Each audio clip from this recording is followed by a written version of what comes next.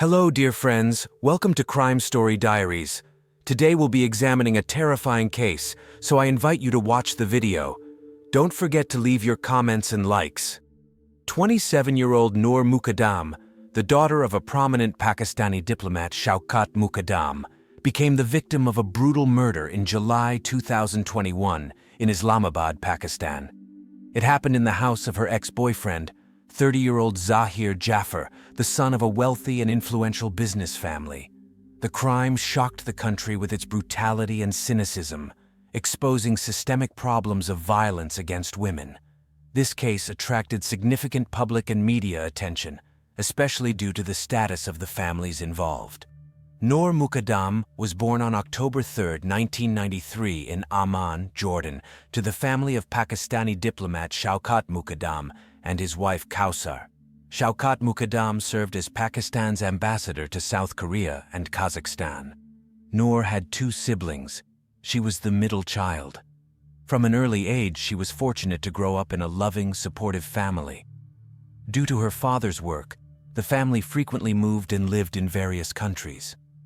Noor completed her primary and secondary education in South Korea, then attended college in the USA, and also studied in institutions in Pakistan. This allowed her to experience different cultures and ways of life firsthand, making her a well-rounded and knowledgeable individual. Despite her privileged background, Noor grew up to be a modest, kind, and empathetic girl. From childhood, she was a quiet and calm child who never caused problems. Noor was interested in art and loved to paint vibrant murals that adorned the cities where she lived. She was also passionate about fashion and dreamed of creating her own clothing line as a designer. Noor was a deeply religious Muslim and demonstrated this not only by wearing a hijab, but also through her actions. She was caring towards all creatures, fed stray dogs and cats, and always tried to help those in need. At the same time, Noor was a modern young woman and an active participant in social life. She advocated for human and animal rights and took part in rallies and marches. Family and friends described Noor as an intelligent, kind, and cheerful girl with a wonderful sense of humor. She was very close to her older sister. It was as if they shared one soul. Noor radiated light and warmth, and her laughter could cheer anyone up. She was a reliable friend who gave wise advice to loved ones and supported everyone who needed it. In 2018, Noor's path crossed with Zahir Jaffer, a 30-year-old Pakistani-American businessman. Zahir was the son of Zakir Jaffer, the head of the influential company Ahmed Jaffer & Company, which was involved in real estate, construction, and other projects. The Muqaddam and Jaffer families were acquainted and belonged to the elite of Pakistani society. Zahir was educated in the USA and later lived and worked in the United Kingdom. He held a senior position in his father's company, but later decided to change his field of activity. Zahir started working at the Therapy Works Mental Health Center, where he gave lectures and conducted sessions as a psychologist. Despite also coming from a wealthy family, Zahir was very different from Noor in terms of personality. By nature, he was reserved and unsociable, showing no interest in communicating with peers. Even at the parties that his parents regularly hosted, he usually kept to himself and did not seek to make new acquaintances. However, thanks to family connections, Noor and Zahir met and began communicating. Gradually, an attraction developed between them, which grew into a romantic relationship. They seemed to complement each other perfectly. The cheerful and sociable Noor seemed to awaken hidden traits in Zahir, and next to her, he began to open up, laugh, and enjoy life like never before. Noor and Zahir's relationship developed rapidly. They did not hide their connection, and both families were satisfied with this union. For them, Noor and Zahir were a perfect match, as if created to be together. The parents were proud of the couple and had high hopes for their future together. Meeting Noor seemed to turn Zahir's life around. Previously lonely and withdrawn, he blossomed next to the girl. When they were together, Zahir joked, laughed, and danced, something no one had ever noticed about him before. These changes pleasantly surprised his family and friends, who saw Zahir so happy and cheerful for the first time. For the first few years, Noor and Zahir enjoyed a happy relationship filled with love and support. However, disturbing signs gradually began to appear, foreshadowing a tragic finale.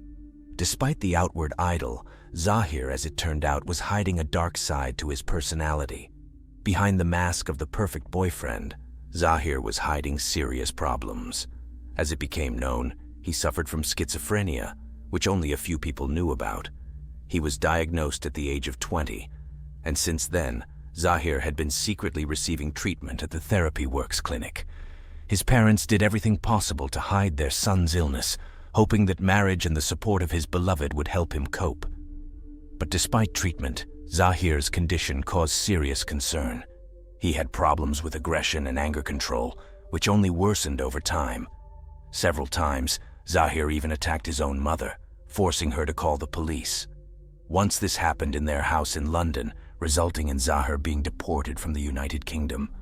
It turned out that this was not the only incident. In the United Kingdom, Zahir was repeatedly accused of sexual harassment and assault.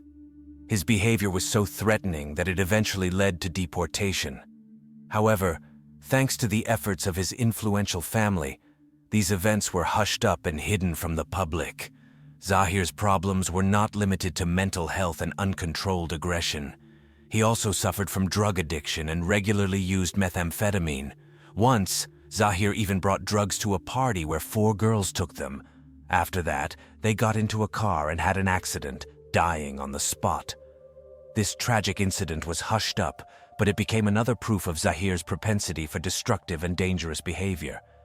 Despite his outward charm and attractiveness, Zahir displayed deep contempt and aggression towards women. He regularly sent offensive and threatening messages to his former classmates and acquaintances. His behavior was so unacceptable and dangerous that several women even went to the police. Unfortunately, Noor did not immediately see Zahir's true nature. At first, he carefully hid his dark traits, trying to appear as the perfect partner. But over time, Zahir began to show more and more signs of aggression and cruelty. He repeatedly raised his hand against Noor, but the girl kept silent about it, hoping that everything would work out. The relationship, which began so brightly and promisingly, gradually turned into hell. Zahir became increasingly controlling, jealous, and aggressive. Noor tried to break this toxic bond, but Zahir could not accept her decision. He stalked the girl, begged for a second chance, and promised to change. Only after 3 years did Noor finally dare to leave Zahir. She could no longer endure his cruelty and instability. The girl realized that she had to save herself before it was too late. But the breakup only angered Zahir. He refused to accept her choice and was obsessed with the idea of getting Noor back at any cost. Both Noor and Zahir came from influential families, and their breakup seriously worried their loved ones.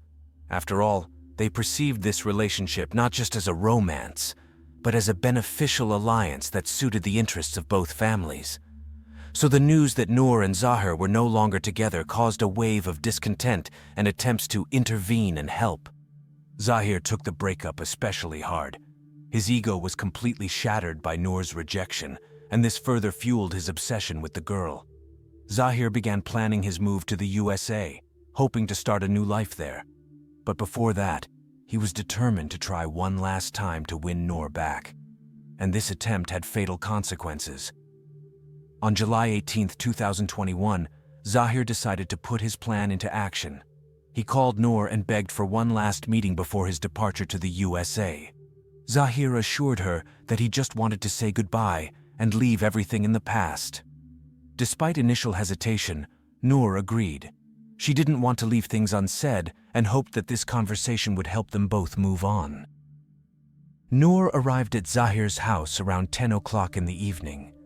She didn't tell her family exactly where she was going, only that she was going to meet a friend. The girl had no idea of the danger that awaited her, because despite all the problems in their relationship, Noor did not think that Zahir was capable of something truly terrible. Meanwhile, Zahir's behavior was becoming increasingly strange and alarming. Earlier in the day, he had called a taxi to take him to the airport for a flight to New York scheduled for 3:15 in the morning. But when the taxi arrived at 11 o'clock, Zahir told the driver that he hadn't finished packing his bags and asked him to wait. Then he postponed the trip several more times, and around 2 o'clock in the morning, he refused to go altogether, promising to pay for the downtime. The taxi driver watched in bewilderment as Zahir exited the house with Noor, practically dragging her to the car by force. The girl was barefoot and silent, which sharply contrasted with Zahir's talkativeness and energy. He tried to chat casually with the driver, but the driver felt that something was wrong. Halfway to the airport, Zahir suddenly ordered the driver to turn around and take them back, claiming that they would not make the flight anyway. Returning to the house around 2:20 in the morning, Zahir forcibly dragged Noor inside. This was the last time the girl was seen alive. Locked in the house alone with a deranged Zahir, the next 2 days turned into hell for her and for her family. A nightmare of uncertainty and desperate searches for their missing daughter began. While Noor was being held captive by Zahir, her parents were going out of their minds with worry. The girl's phone was silent. She did not respond to messages. Only once, on July 19th, Noor allegedly sent her mother a message saying that she had gone to a neighboring city with a friend, but this only heightened her family's suspicions. They knew that this was out of character for Noor and that she would never disappear like that without warning. Noor's worried parents began calling Zahir, but his answers only heightened their anxiety. He claimed that he hadn't seen Noor and that she wasn't in his house. At the same time, Zahir spoke strangely, incoherently, as if trying to make excuses or hide something. His behavior aroused more and more suspicion, but no one could have imagined the scale of the tragedy unfolding behind closed doors. The last hours of Noor's life were a real nightmare. Surveillance cameras recorded the girl trying to escape from the house several times, but each time Zahir caught up with her and forcibly brought her back. He locked Noor in a room, threatened her with weapons, beat and humiliated her. All this time, Zahir's security guard and servants were in the house, but none of them intervened or called the police. On the morning of July 20th, Noor's mother received a voice message from her daughter.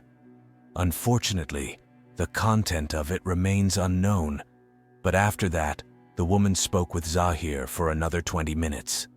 Later, she recalled that he seemed agitated and angry, repeatedly claiming that Noor was not with him. These strange conversations alarmed the family even more, and they felt that their daughter was in trouble. Noor spent her final hours in inhuman agony. Zahir tortured her, inflicting dozens of wounds with blunt and sharp objects.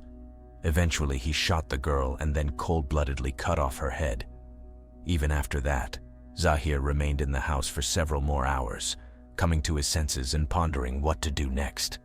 And only when the horrific reality of his crime became too obvious did he panic and start begging for help. Realizing what he had done, Zahir began frantically calling relatives and friends. He begged them to come urgently, making up ridiculous stories about robbers breaking into the house. At the same time, Zahir continued to insist that he did not know where Noor was, even though her mutilated body was lying just a few steps away from him. The first person Zahir called was his father. This conversation lasted only 46 seconds, and what exactly was said remains a mystery. But after that, Zakir Jaffer began to act quickly and decisively. He called the Therapy Works psychiatric clinic where Zahir worked and insisted that a group of specialists urgently come to the house. At the same time, Zakir hinted that his son tried to buy a girl for one night and got into trouble. Meanwhile, Zahir continued to send panicked messages to friends and relatives. He told some that he had killed a robber who broke into the house. To others, he hinted that he had done something terrible to Noor. He begged for someone, anyone, to come and help him.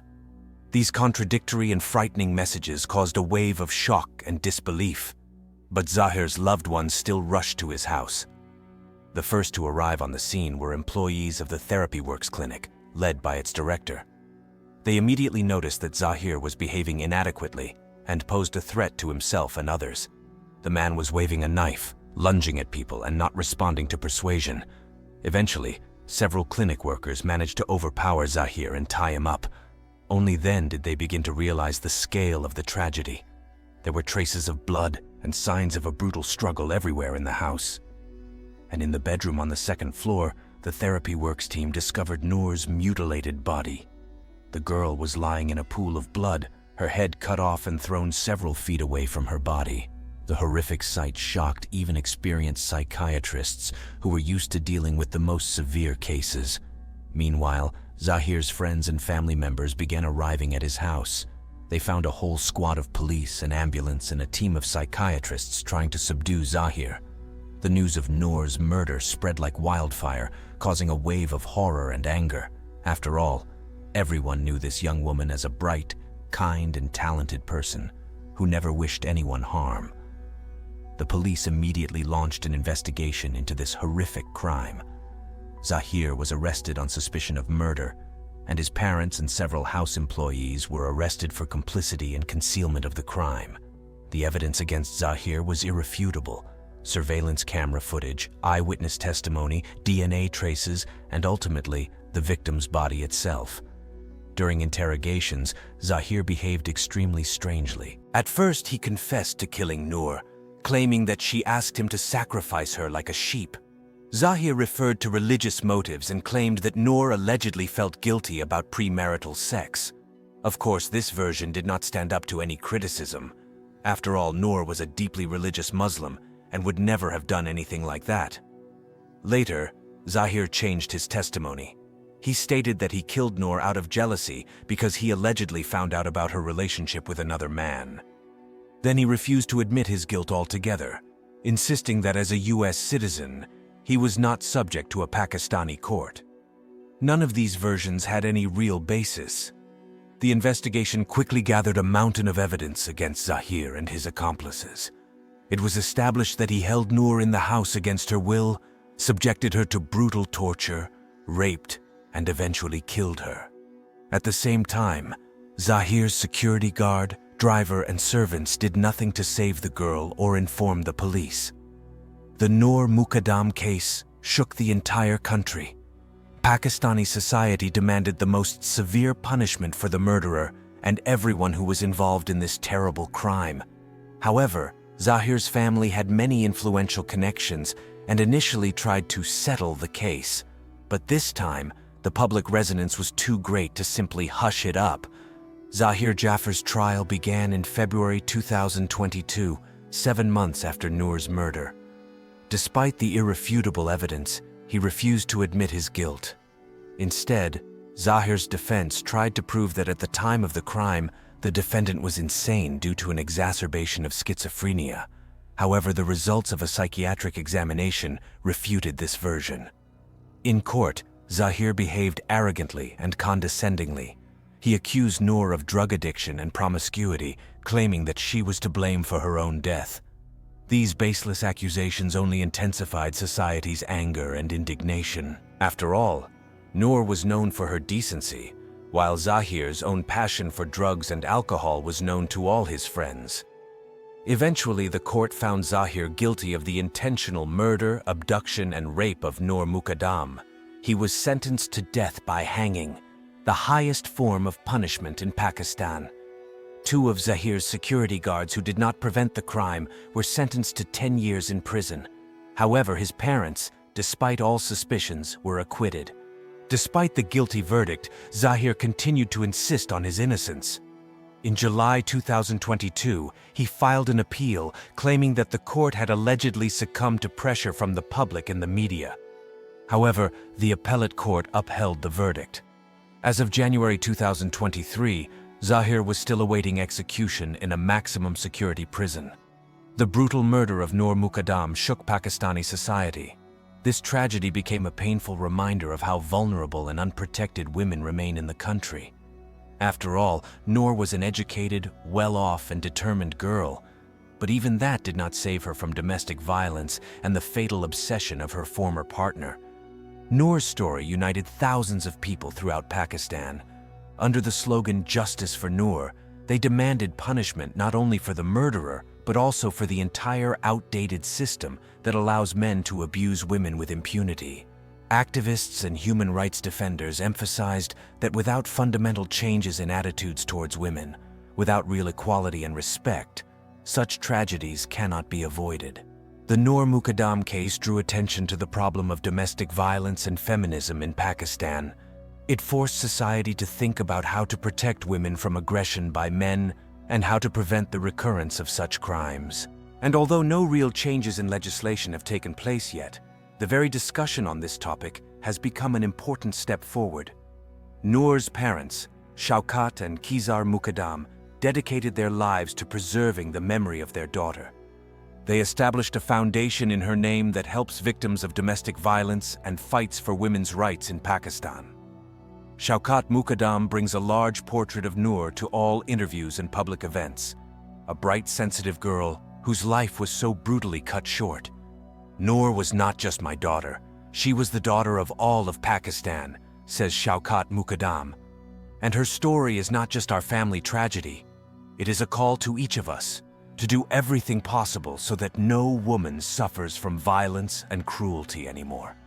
We must change our society for the sake of Noor and millions of other girls who deserve a better life.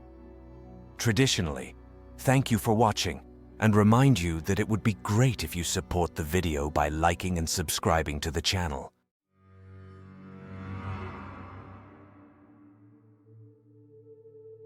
Hello, dear friends. Welcome to Crime Story Diaries. Today, we'll be examining a terrifying case, so I invite you to watch the video. Don't forget to leave your comments and likes. Behind the closed doors of an idyllic suburb in Wellington, Florida, a horrific tragedy unfolded that would forever change the lives of one family and shock the entire community. Neil Jacobson seemingly had it all: a successful career, a loving wife, and 2 wonderful sons. But beneath this perfect surface, dark secrets and deep inner demons lurked. The morning of January 23rd, 2010 was supposed to be a day of celebration, the birthday of the 2 boys. Instead, it turned into a day that would be forever etched in memory as one of the most horrific crimes in the city's history. The shocking events of that fateful morning marked the beginning of a long and painful investigation that would unravel a complex web of financial troubles, mental disorders, and questionable medical decisions. Neil Jacobson was born in 1961 to Harold and Goldie Jacobson. Harold was a former Marine, and Goldie was a homemaker. Neil had 2 sisters, Deborah and Robin. The parents raised their children in a strict but loving atmosphere. They were wonderful parents, although they had their own issues.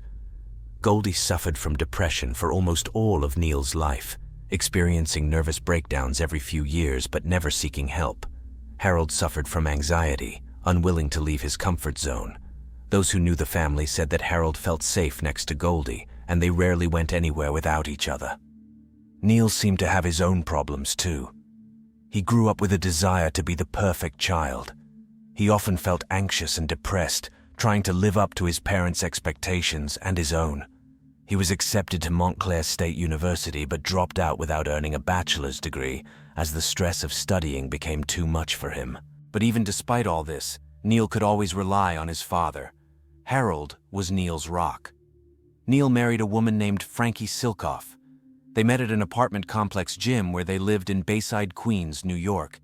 He was 29 and she was 33 when they met. At the time, both were stockbrokers. He worked at a small firm on Long Island. Frankie, on the other hand, worked at Shearson Lehman Brothers on Wall Street. Those who knew the couple said that Frankie loved Neil with all her heart. People described Neil as generous, happy, and constantly kind.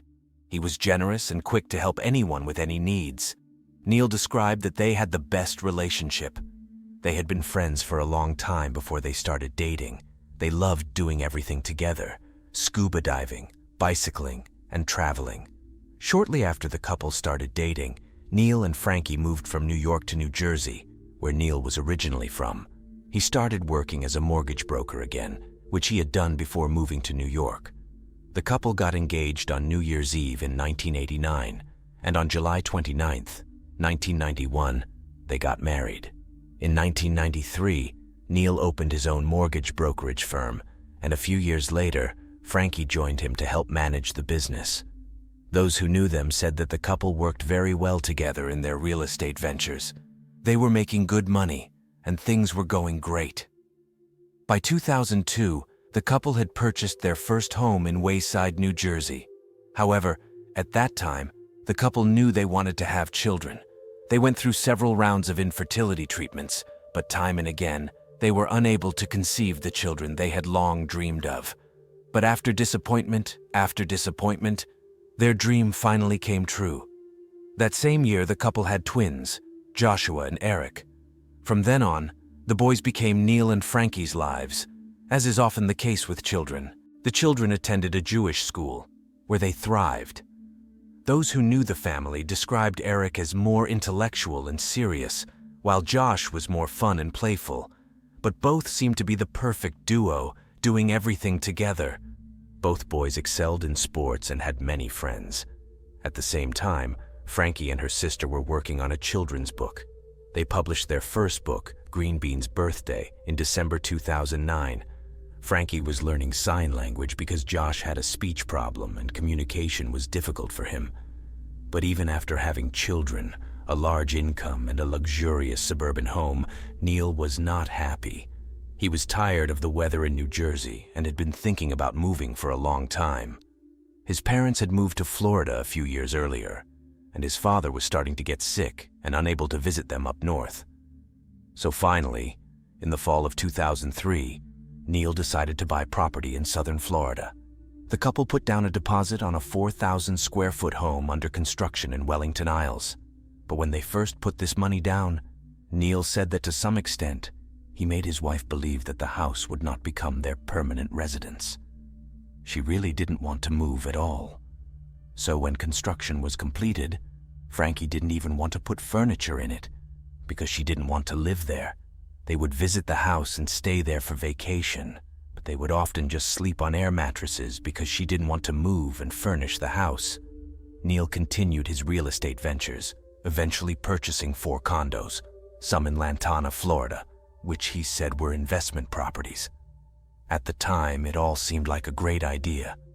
The rental income they would receive from these investment properties was supposed to make them money and outweigh the cost of buying them.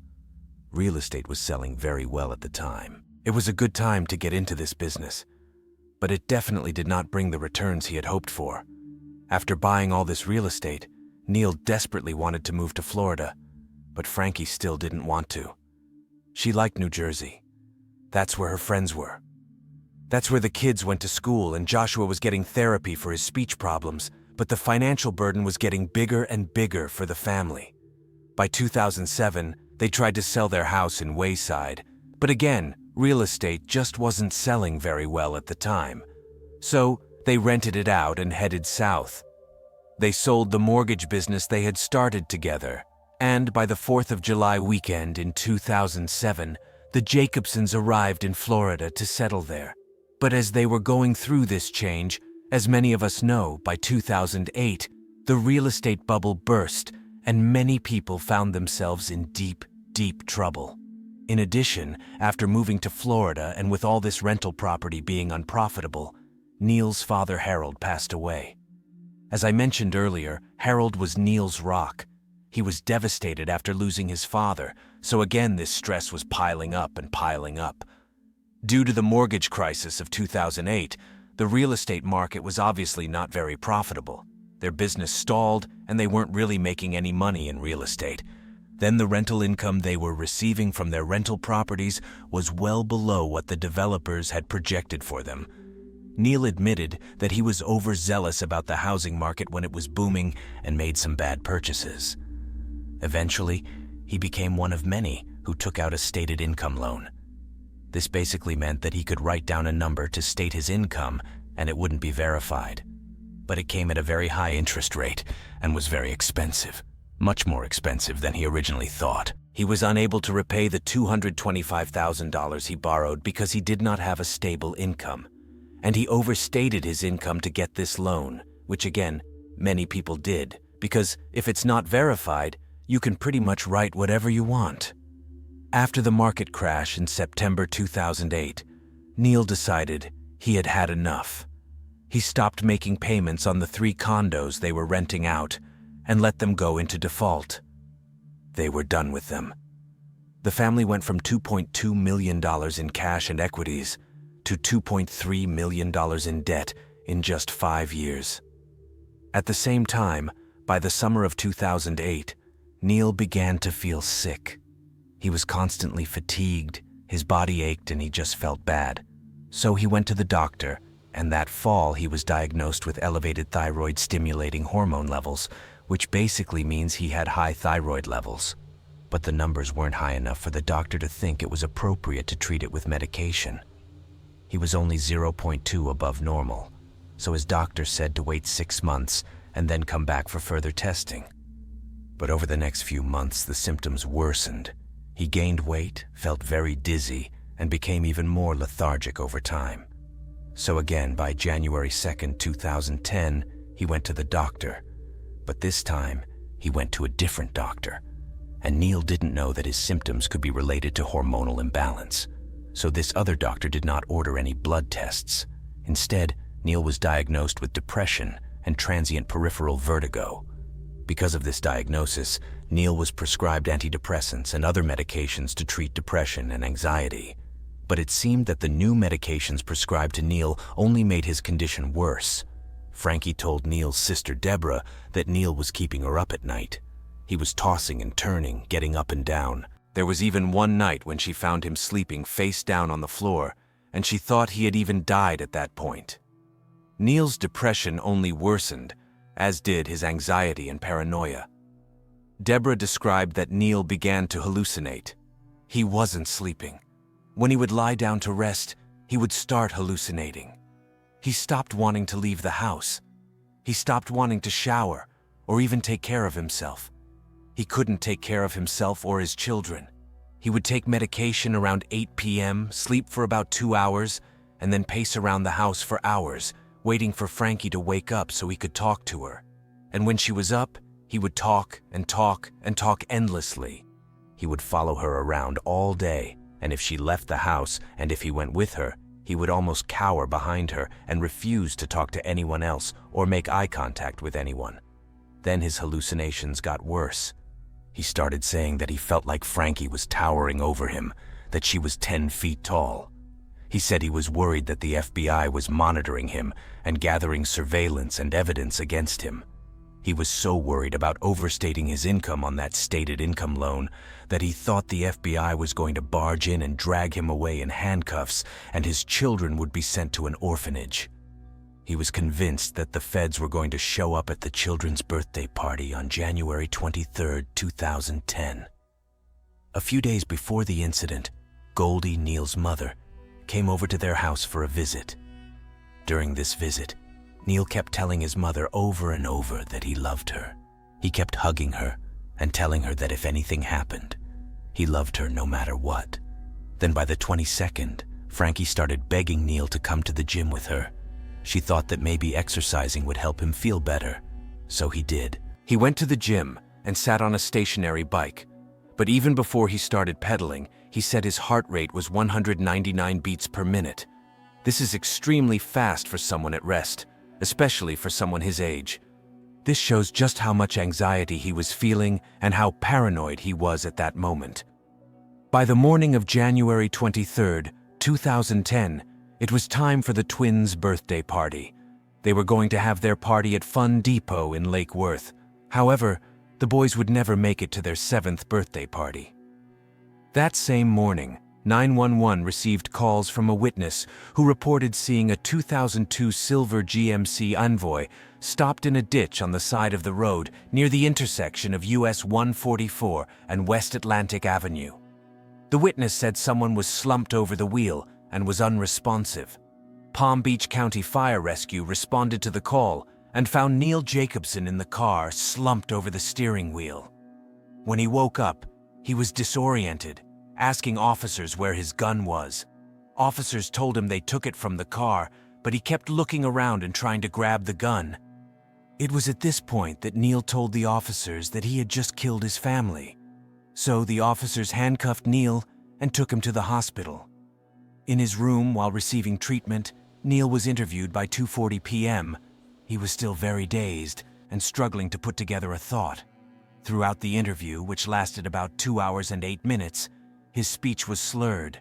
He repeatedly admitted to killing his family, but he kept saying that he loved his family and couldn't live with the thought of his wife or children paying for his crimes. In that interview, he said, "The guilt just got to me. It got messed up. It just got messed up. I had almost no choice. I felt the authorities were closing in on me." He continued, "I've never done anything like this before in my life. I've never hurt anyone." Something snapped. I was in a position where I literally had no choice. Of course, after Neil said he had just murdered his family, the investigation began. What I'm about to tell you is based on what Neil would later say about how he killed his children and his wife. On the morning of January 23, 2010, 49-year-old Neil woke up and around 6 a.m. climbed out of his bed. This woke up his wife of 19 years, Frankie.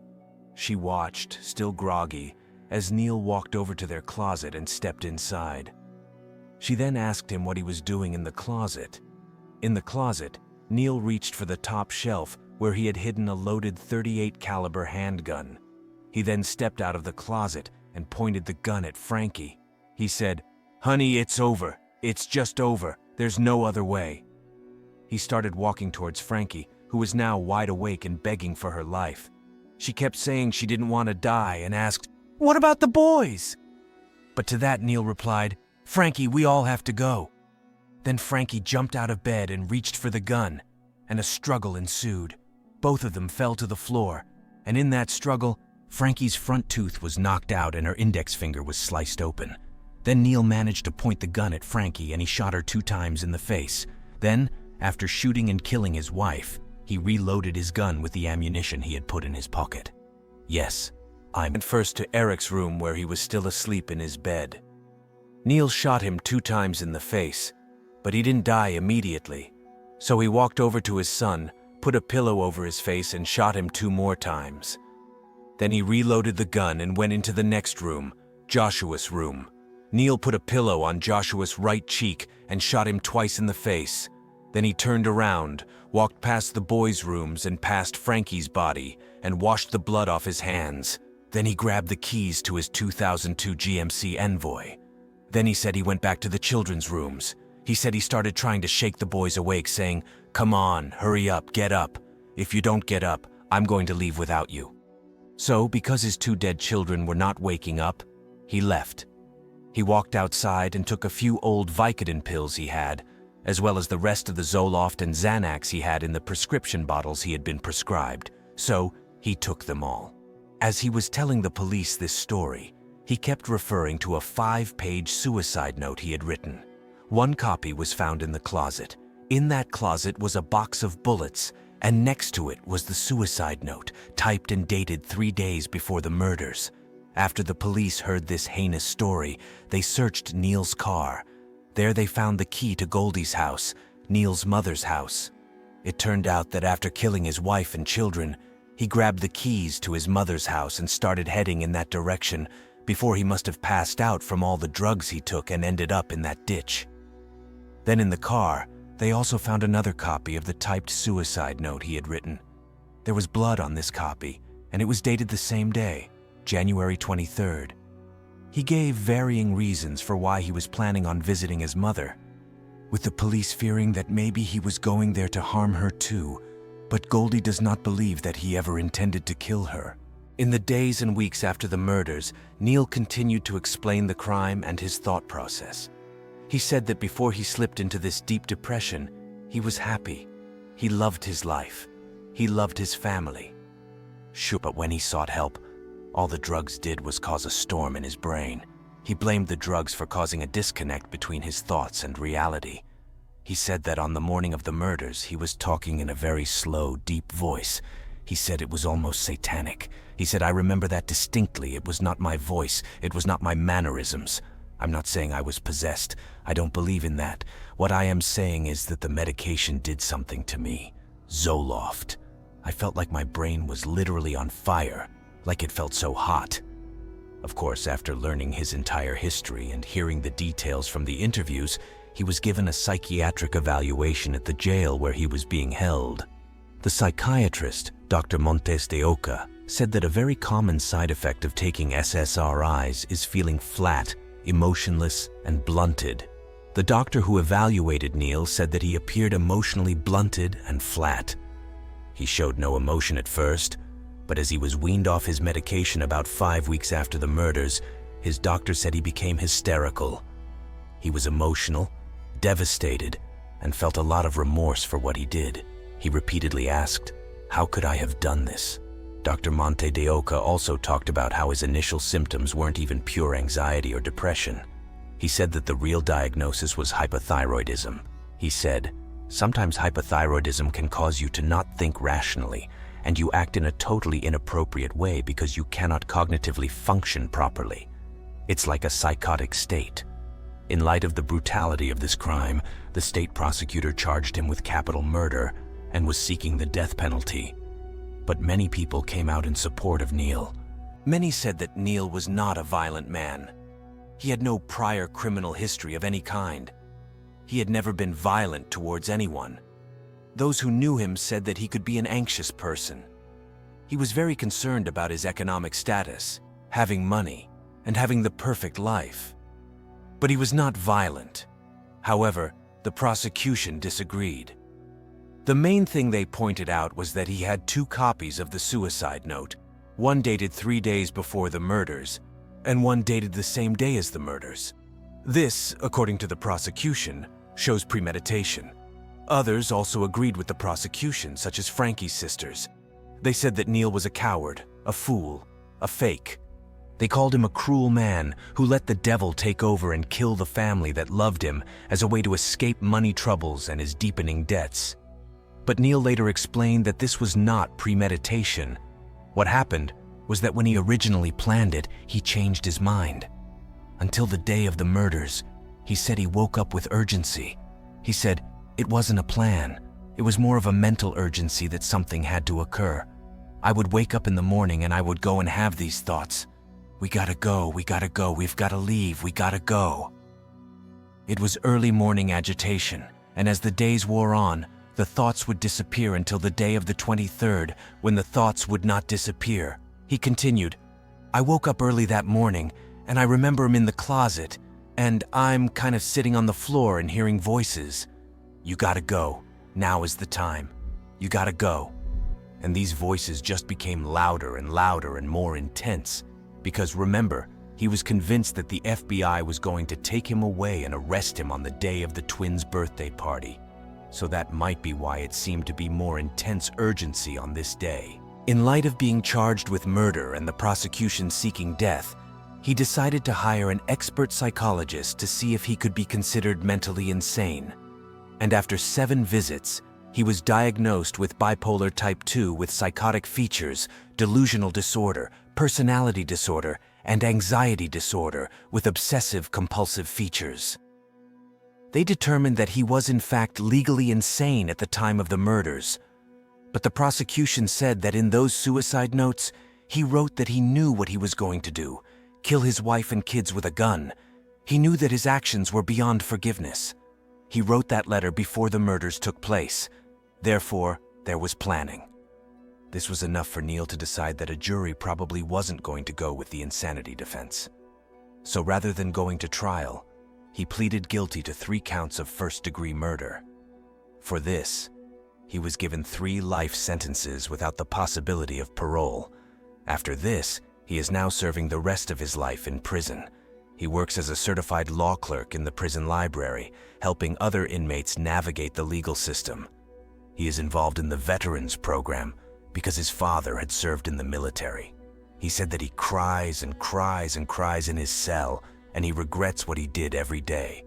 He said that he didn't even care if he got the death penalty, because if he died, then he wouldn't have to live with the guilt he faces every day. Although he did choose not to go to trial because of the death penalty, so that doesn't really make sense.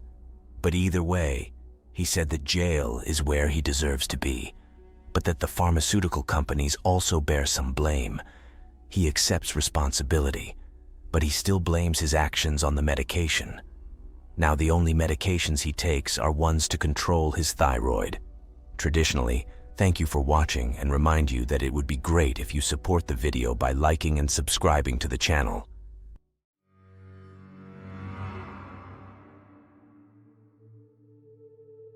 Hello dear friends, welcome to Channel Crime Story Diaries. In the cozy Irish town of Knoll, just 30 kilometers from Dublin, lived the O'Reilly couple, Rachel and Joe. They were raising 2 sons and seemed to be living in perfect harmony. But suddenly, on the morning of October 4th, 2004, Rachel was found dead in her own home. Her body was horribly mutilated, and the bedroom was literally swimming in blood. The police began investigating this chilling case, not suspecting that it would take them more than a year to unravel the tangle of secrets hidden by this seemingly perfect family. What was really going on behind the closed doors of the O'Reilly house, and who among Rachel's family and friends could have wished her dead? This is a shocking story of love, betrayal, and insidious murder, proving that even from the darkest abyss of human relationships, the truth will eventually come to light. Rachel O'Reilly was born in 1974 in the northern suburbs of Dublin, Ireland. At an early age, she was adopted by Rose and Jim Callally, who raised her alongside 4 other adopted children. Rachel grew up in a loving, large family and was an active, focused child. She did well in school, was passionate about sports and dance, and was a sociable and kind girl. As a teenager, Rachel was seriously involved in softball, participating in competitions, and even setting several local records. After graduating from high school, she enrolled in university, where she decided to study marketing.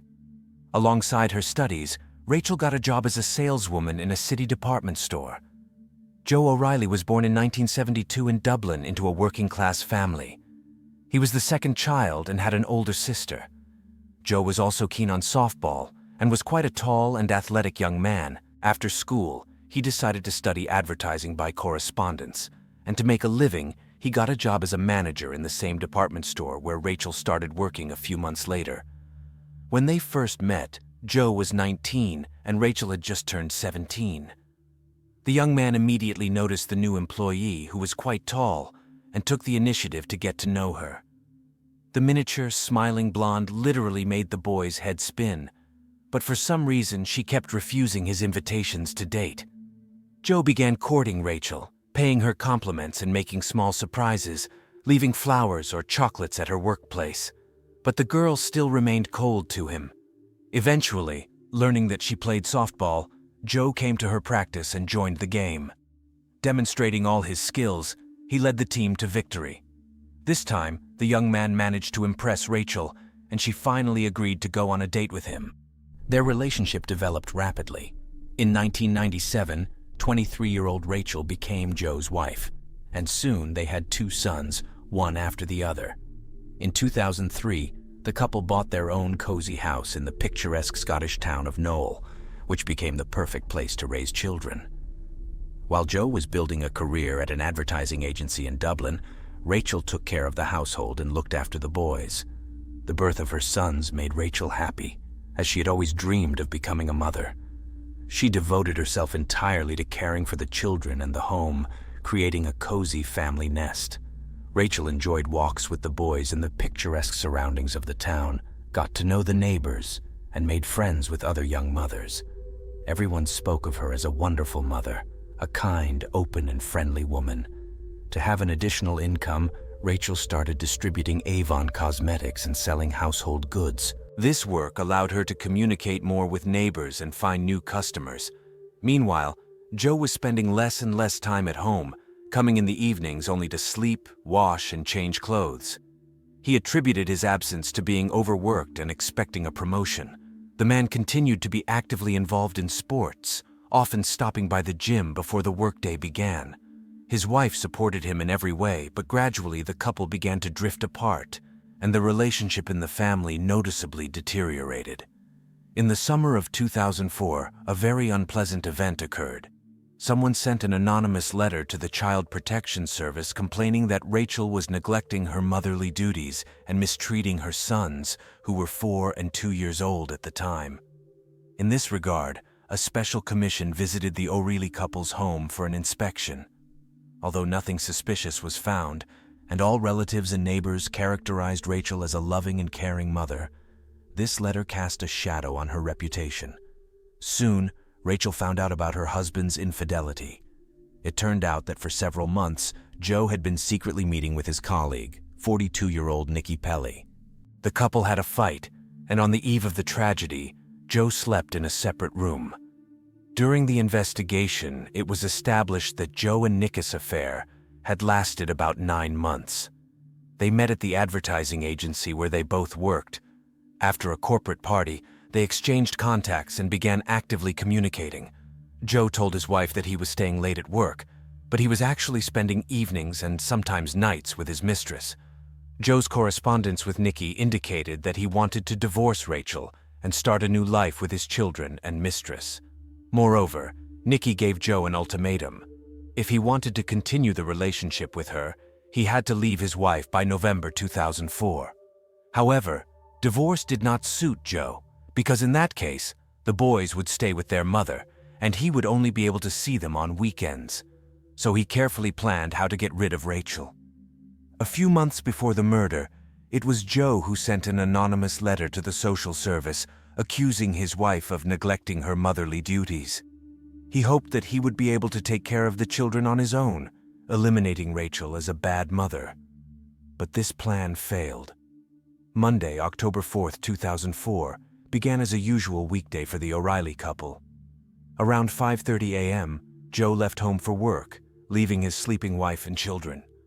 According to his testimony, he was supposed to meet a friend at the gym and then go to the office. On the way, the man filled up his car and received a call from Nikki Pelly, with whom he spoke for 28 minutes. In total, there were 18 contacts between the lovers that day. Around 9 a.m., Rachel took the boys to school and kindergarten and returned home. Joe claimed that at that time, he was at a bus depot on the other side of town on business, which was confirmed by his colleague Derek Querney. However, surveillance camera footage and mobile phone data showed that Joe had actually driven to his and Rachel's house that morning. The investigation believes that he entered the house and hid in the bedroom, waiting for his wife. When Rachel entered the room, Joe suddenly attacked her from behind, inflicting several devastating blows to the head with a heavy blunt object, probably a dumbbell. He hit her with such rage that he smashed her skull, leaving numerous torn wounds and splattering blood all over the room. After that, Joe washed himself in the adjacent bathroom, changed clothes, and scattered things around the house to hide traces of the crime, staging a robbery. Then the killer left the house and around 10 a.m. drove to work. On the way, he threw away the bloody clothes, towels, and dumbbell, as well as a bag with Rachel's belongings that the robbers had allegedly stolen, jewelry and a camera. Upon reaching the office, Joe began sending messages to his wife via Messenger, and when she didn't reply, he left her several voicemails. Colleagues noticed that he was behaving strangely and was agitated, but Joe refused to explain the reason. Around 1:15 p.m., the man received a call from the kindergarten and was informed that Rachel had not picked up their youngest son. Joe didn't immediately go to get the children, but first called his mother-in-law and asked her to go home and check if everything was all right with Rachel. So he clearly expected that it would be Rose who would find her daughter's mutilated body. When Joe arrived home after that, he feigned shock and despair, telling his mother-in-law that he couldn't believe what had happened and rushed to his wife, loudly calling her name. Rose Callally arrived at her daughter's house around 1:45 p.m., feeling uneasy. Rachel's car was in the yard, the back door of the house was wide open, and 2 dogs were running around outside. This only heightened the woman's alarming suspicions. Going inside, she noticed a mess in the kitchen and rooms. Some of the drawers were pulled out, and things were scattered on the floor.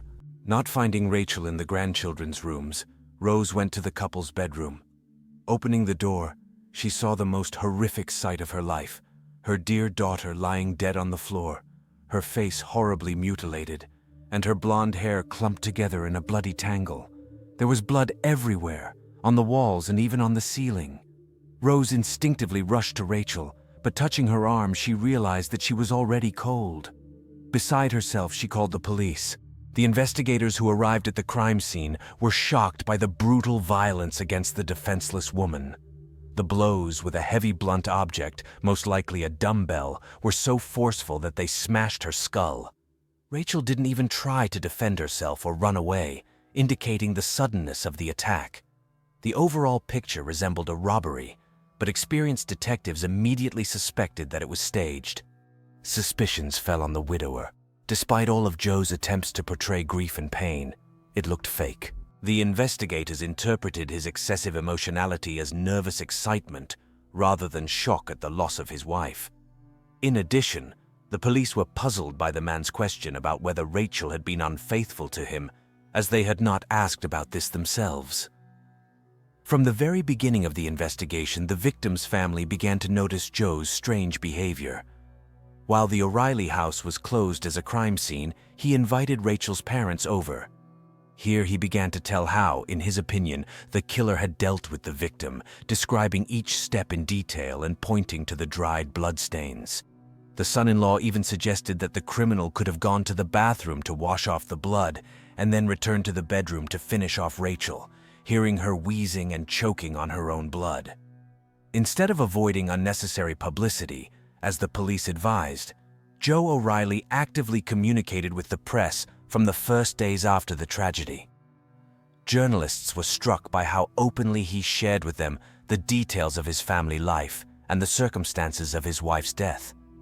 The man willingly invited reporters to his home, arranging for them a kind of tour of the crime scene.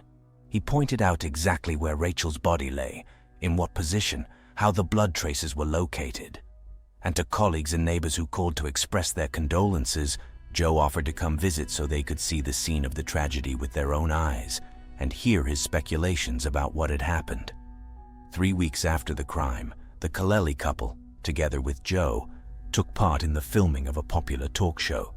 To the surprise of the TV channel employees, the widower behaved remarkably cheerfully, actively communicating with the makeup artists, joking while sitting in a chair in front of the cameras, and greedily consuming treats from the filming site.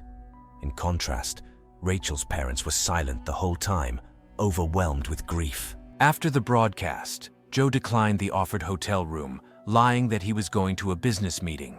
In reality, he went to his mistress, where he spent the night.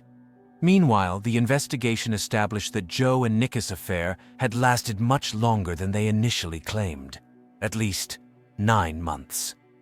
Despite his denials, Rachel found out about her husband's infatuation and had a fight with him on the eve of her death. It also turned out that the anonymous reporter to the Child Protection Service 4 months before the crime was Joe's mother, who had written a complaint against her daughter-in-law through her son. A turning point in the case occurred when Joe's former colleague Derek Querney and mistress Nikki Pelly were threatened with criminal prosecution for false testimony. Then Derek admitted that he could not confirm with certainty Joe's presence at the bus depot on the morning of October 4th, 2004. And Nikki said that her lover had once let slip that if he wanted to kill his wife, he would be able to avoid punishment. The woman did not attach any importance to this at the time, but now she realized that Joe had most likely planned to get rid of Rachel. Analyzing the billing of the suspect's mobile phone on the day of the murder, investigators found that he was not at all where he claimed to be. High activity of Joe's phone was recorded near the couple's home just at the time when, according to experts, Rachel was killed. In addition, surveillance camera footage captured a car similar to the suspect's vehicle passing by a quarry near the house twice, at 9:10 towards the O'Reilly residence and at 9:59 in the opposite direction. Despite the blurriness of the image, the detectives were able to prove that it was indeed Joe's car. In March 2005, the police exhumed Rachel's body to retrieve the note Joe had thrown into her coffin during the farewell. In it, the widower wrote to his wife that he loves her very much and cannot imagine his life without her, begging for forgiveness. The investigators found the content of the note ambiguous, while Rachel's parents saw it as evidence of their son-in-law's guilt. At that time, the direct evidence base against Joe O'Reilly was strong enough to formally charge him with the murder of his wife. On October 20th, 2006, Joe O'Reilly was arrested and charged with the murder of his wife, Rachel. This case generated an extraordinary amount of public interest. Even before the trial began, reporters and ordinary onlookers crowded around the courthouse, hoping for hot details. The defense insisted that the prosecution did not have sufficient evidence against Joe O'Reilly, and all the prosecutor's arguments were based on assumptions and speculation.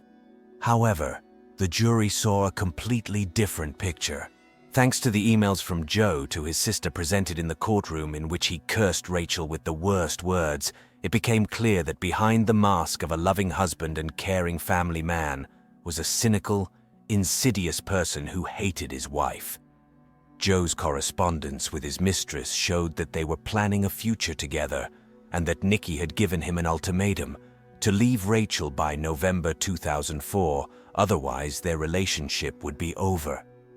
Joe's mother admitted in court that it was she who, at her son's instigation, had filed a complaint with the Child Protection Service against her daughter-in-law.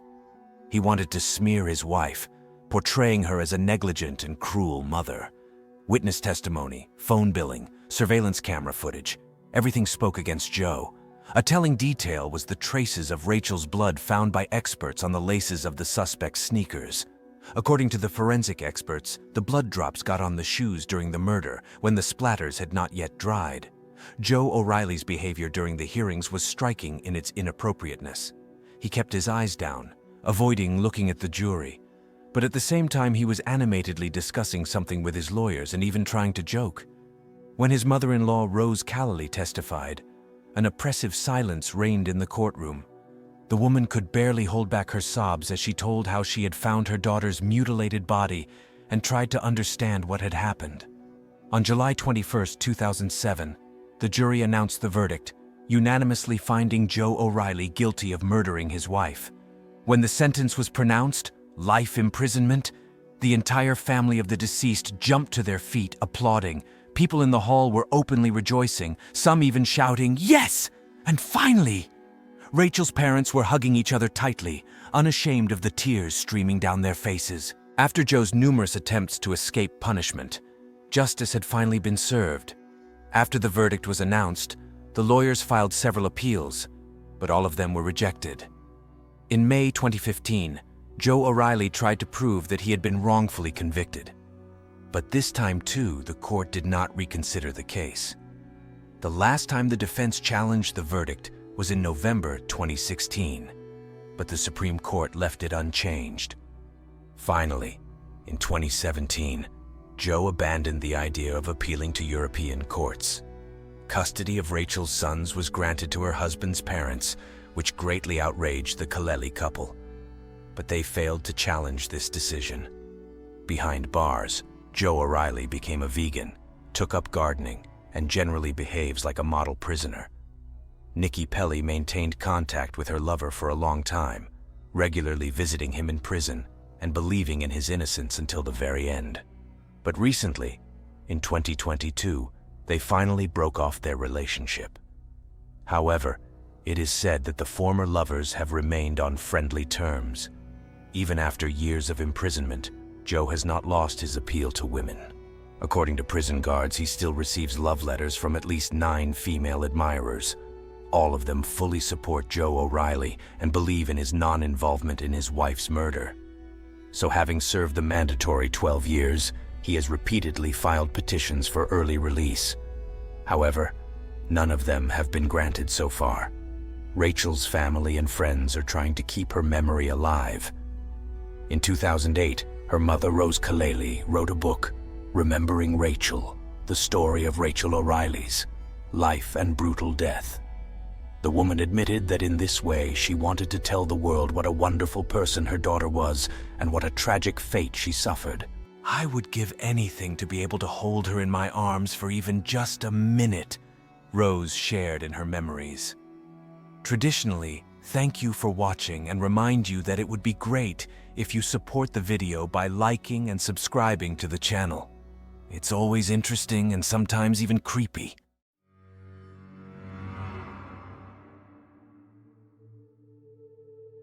Hello, dear friends. Welcome to Channel Crime Story Diaries. Imagine the perfect couple. In love, married, with a child on the way, on the verge of a new life. And now imagine that in an instant, it all turns out to be an illusion. The beautiful wife vanishes. The husband is in despair. The police are baffled. What happened? This is the story of Mark and Lori hacking. Young, successful, happy. At least that's how it seemed. But one July morning in 2004, Lori went for a jog and was never seen again. The police launched an investigation that step by step revealed a terrible truth. The truth about betrayal, deception, and carefully hidden secrets. What was Mark really hiding? What price did Lori pay for his lies? And who is to blame for what happened on the night of July 19th? We will now uncover for you one of the most dramatic and mysterious criminal cases of our time, the story of Lori Hacking's disappearance. So stay with us.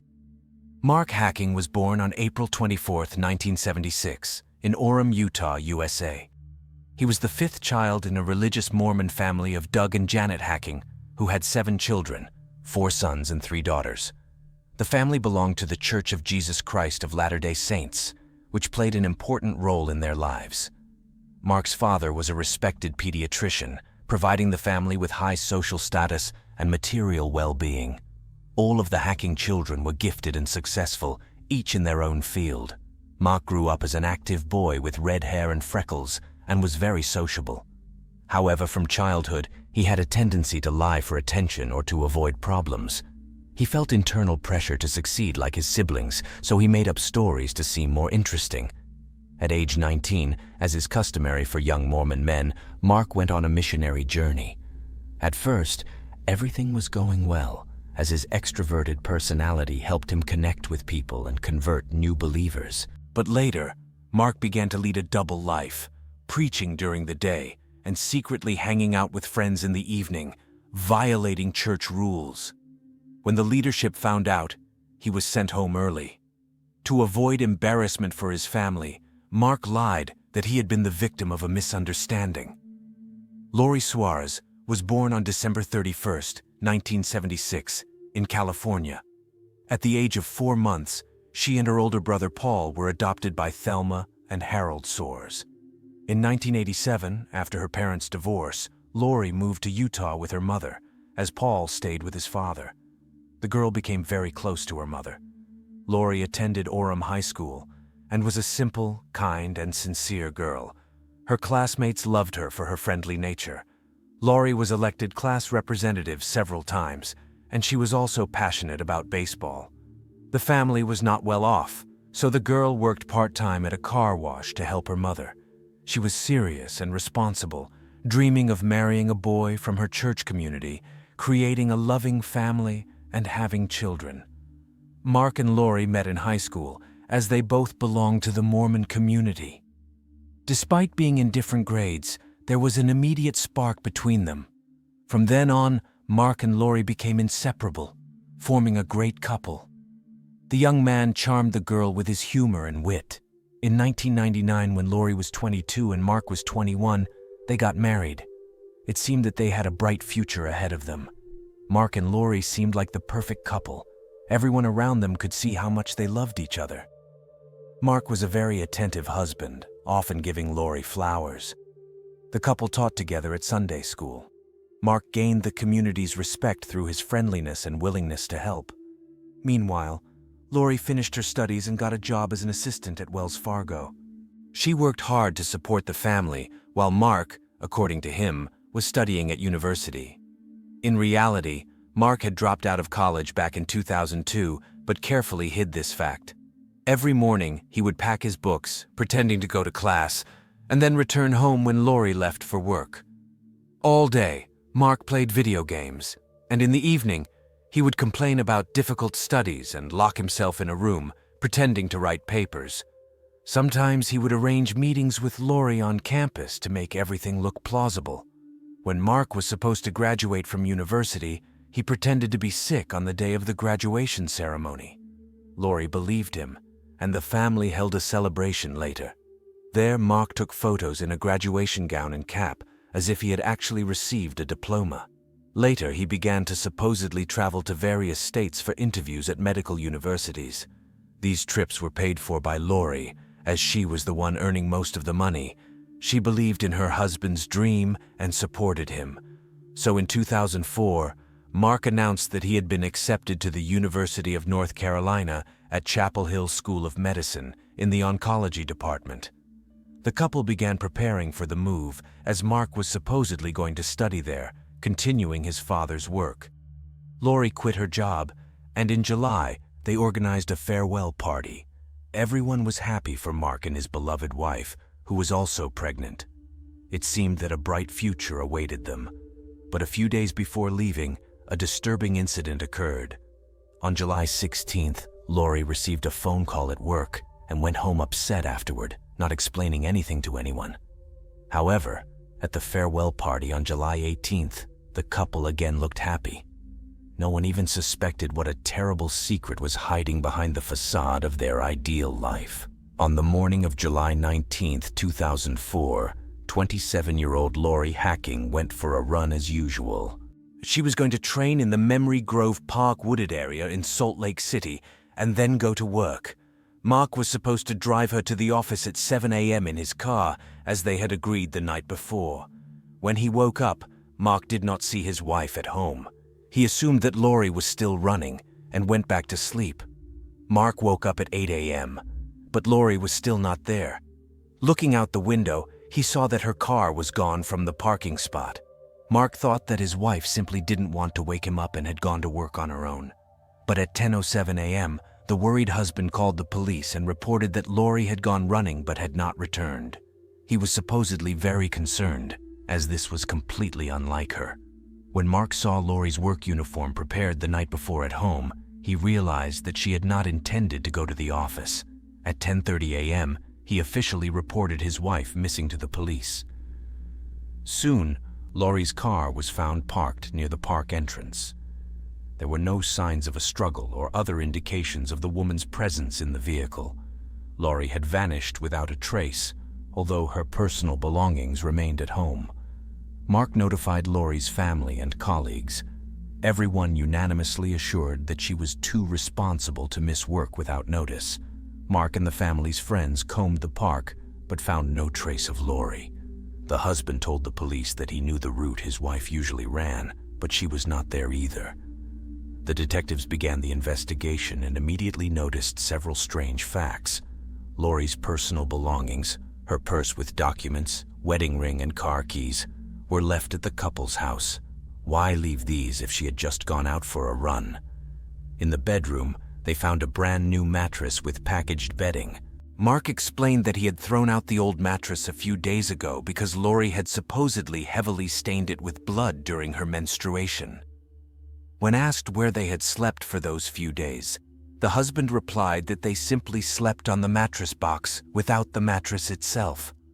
On the nightstand next to the bed, a hunting knife with blood was found.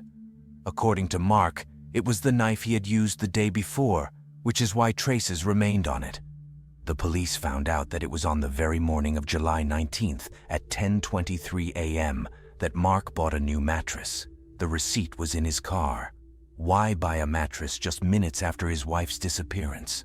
Another strange fact. In Lori's car, the driver's seat was pushed far back, as if someone much taller than Lori had been sitting there. Among the woman's personal notes, the detectives found a letter where she wrote to Mark that she would divorce him if he did not change. All suspicions were now focused on Mark Hacking, and the police quickly uncovered the terrible truth about his double life. The detectives uncovered shocking facts about the main suspect's biography. It turned out that Mark had not enrolled in medical school at all and had even dropped out of college 2 years ago. He had been deceiving his wife, family, and friends, pretending to be a diligent student. Every morning, Mark would pack his books as if he was going to class, but he would return home as soon as his wife left for work. In reality, he spent the whole day playing video games and loafing around. Sometimes, Mark would even lock himself in a room pretending to be writing term papers. And the trips supposedly for interviews in other cities? That was a lie too, as Lori paid for all the expenses for his travels, believing it was an investment in their future. The deception had been going on since Mark had supposedly graduated from university. On the day of the graduation ceremony, he pretended to be sick and did not attend the event. In order not to upset Lori and his relatives, the man later took photos in a gown and cap, creating the illusion of a successful graduate. The lie about being admitted to medical school was supposed to be the pinnacle of his years of fabrications. Lori quit her job, preparing for the move to North Carolina. At the farewell party, the couple received congratulations, everyone rejoicing in their bright future. But a few days before that, something happened that forever changed their lives. On July 16th, Lori called the university in Chapel Hill to inquire about financial aid for Mark, and she heard shocking news. Such a student did not exist at all. At first, the woman did not believe it and began looking for evidence, but eventually, she realized that the whole world they had built with her husband was a complete lie. 2 days later, Lori wrote Mark a letter saying that she was ready to divorce him if he did not change. She dreamed of having a loving family, giving birth to a child, but she could not live like this any longer. Lori told only her closest friend about the conflict, so everyone around them thought they were still a happy couple. Witnesses heard the couple arguing loudly late in the evening on July 18th, the day before Lori's disappearance. The pregnant woman was tired of her husband's lies, now that he had been exposed, and threatened him with divorce. For Mark, who had long built a fake image of a successful person, this was the last straw. He could not allow his secrets to be revealed and destroy everything around him. So Mark Hacking decided to silence his wife forever. All the evidence pointed to Mark Hacking's involvement in his wife's disappearance. The examination showed that the traces of blood on the hunting knife found in the couple's bedroom belonged to Lori. Forensic experts also found blood in the interior of Mark's car, and in a dumpster near the Hacking's house, the police found a bloody mattress with a cut-off piece. But the investigation lacked direct evidence to charge Mark with murder. Lori's body was still missing. At that time, the main suspect suddenly began to behave strangely. On July 24th, Mark was found naked in a motel wearing only slippers on his feet. He seemed to have gone mad, so he was sent to a psychiatric hospital. But experts concluded that Mark was pretending to be insane in order to avoid responsibility. Then 2 of his brothers came to the hospital. They persuaded Mark to confess what had really happened to Lori, and the suspect told them about his life full of lies. For over 2 years, Mark had been deceiving his family that he was studying at university, although he had long since dropped out. He admitted that he had shot Lori on the night of July 19th when she was sleeping in their bed at 5 weeks pregnant. And all this was so that his wife would not expose his lies. Mark said that he had thrown Lori's body and the bloody mattress, cut with a knife, into different dumpsters. And in the morning, he drove her car to the park and staged a disappearance scene. The brothers passed this chilling information on to the police, and on August 2nd, 2004, Mark Hacking was arrested on suspicion of murder. But there was still no body, so the detectives put all their efforts into finding it. Police officers with dogs searched the city landfill where waste was taken from the dumpsters Mark used to dispose of the evidence. At the huge site, which contained over 4,000 tons of solid waste, finding anything seemed impossible. But on October 1st, 2004, 2 months after Mark's confession, one of the detectives stumbled upon a clump of hair resembling Lori's. Upon closer inspection, it became clear that these were human remains, albeit severely damaged. Only through dental analysis were forensic experts able to establish that this was Lori Hacking's body. Unfortunately, the exact cause of death could not be determined due to the condition of the remains. However, the police's suspicions were confirmed. Mark had killed his pregnant wife to protect his fabricated life full of lies. Mark's confession and the discovery of Lori's body were proof of his guilt. But unexpectedly, the defendant refused to plead guilty to murdering his wife. Perhaps the fear of life imprisonment made him try to avoid punishment. Lori's parents begged Mark to plead guilty so as not to drag out the trial. Eventually, he agreed to a deal with the prosecution. Let's start this. I haven't been involved with the case very much. I've been over at the DA's office all day. They just sent me up there just a little bit before you came out. What I need you to do is kind of just tell me, in your words, what's been going on so far today. My wife got up at 5 this morning, went running.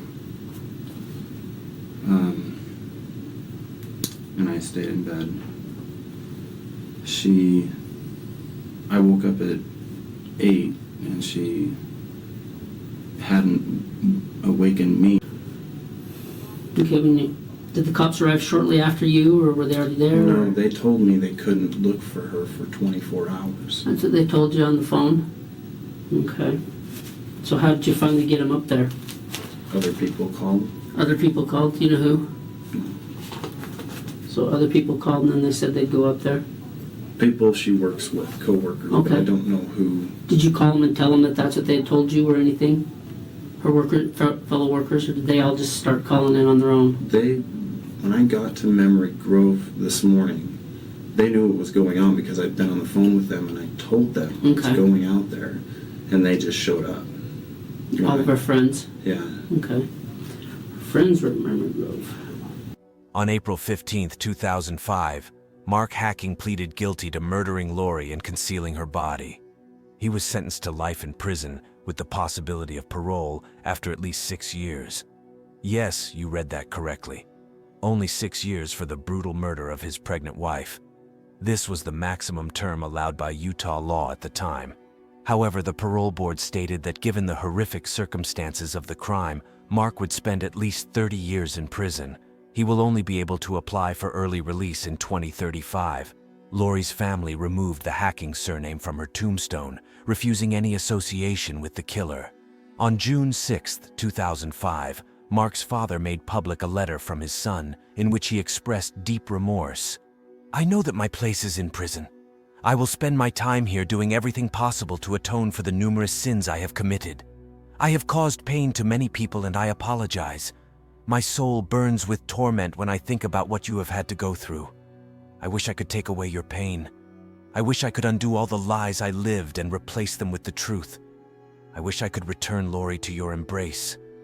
But I deserve my suffering and you do not. From the bottom of my heart, I beg for your forgiveness." So the life of 27-year-old Lori Hacking was tragically cut short on the night of July 19, 2004. She was killed by her own husband, Mark, who had been deceiving everyone around him for years. He could not come to terms with the fact that his wife had found out about his lies and was going to divorce him. Because of his inability to accept reality, Mark took the life of his beloved wife and unborn child. This tragedy was a terrible blow to Lori's family. Her mother, Thelma, said in an interview 10 years after her daughter's murder, "I was able to forgive Mark, but I will never be able to forget what he did." Relatives are trying to preserve Lori's bright memory, for which a scholarship in her name was established at the University of Utah. It is awarded to girls from difficult life circumstances who strive to get an education despite adversity. Currently, Mark Hacking is serving his sentence in a Utah state prison. In 2005, he wrote, "There is no such thing as a safe lie, no matter how small it may seem. You may think that deception will only harm the one who deceives, but that is far from the truth. If you are on the wrong path, stop and accept the consequences. Whatever they may be, it is better than the pain you inflict on yourself and others." Indeed, the story of Mark Hacking proves this bitter truth. His inability to accept the truth about his own failures and his fear of being overshadowed by his more successful siblings led to a life filled with deceit. And when everything was exposed, Mark could not come to terms with it. His selfishness and criminal choice cost Lori and their unborn child their lives. This tragedy destroyed not only the life of his wife, but also Mark's own future. Thus, Mark Hacking's crime has become a terrible example of what a life built on complete lies can lead to. The inability to accept reality and one's own mistakes destroys a person and endangers everyone around them. So this story should be remembered as a warning not to follow the path of deception, which always ends in tragedy. After all, lies cannot last forever, and the price paid for them is too terrible. Traditionally, thank you for watching and remind you that it would be great if you support the video by liking and subscribing to the channel. It's always interesting and sometimes even creepy.